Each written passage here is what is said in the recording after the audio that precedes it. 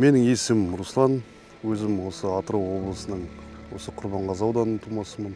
Әскерге мен ең бірінші рет 2007 жылы мамыр айында Астана қаласына республикалық ұланына әскери борышымды өтеуге кеткем. Содан 2008 жылы келіп, ауылда аз-мұз жұмыс істеп, сол ауыл шекаралас ел болғасын, сол осы ауылда шекараның жігіттерін көріп, соған өзім қызығып, 2009 жылы тамыз айында осы шекара қызметіне шақырылған болатынмын.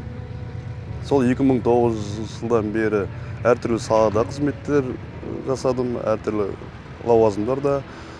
Енді қазір 2020 жылдан бері осы Саз шекара бөлімшесінің старшина лауазымын атқарып келемін. Күнделікті жұмысым сағат 9-да басталады. Енді осы өмірімді осы жерге тастап, әрі қарай әскери өмірге кірсем, жауынгерлік өмірге.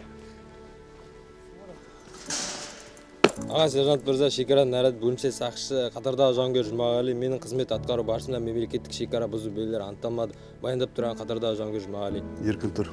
Бәрі телефондарын тапсырды ма? Жеке құрам? Аймақта тазалық бар ма? Осылай қызметке келгеннен кейін бүткіл бөлімшенің аумағын тексеріп, тазалығын тексеріп, әрбір қанша ғимарат бар, солардың жағдайларын тексеріп, автокөліктерді тексеріп, қызметтік иттерді тексеріп, бәрін қарап шығам.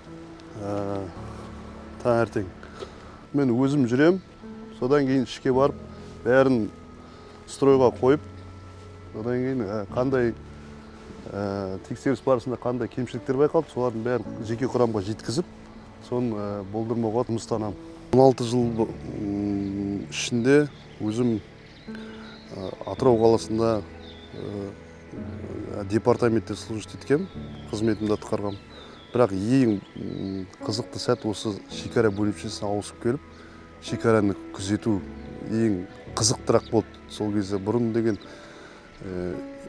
шекара болғанмен, бірақ шекараны күзетіп көрген жоқпыз. Сол осы шекара бөлімшесіне ауысып келгеннен кейін шекараны күзетіп жүргеніміз бір қызықтырақ болды, және де естен ұмытылмастай нәрсе болды.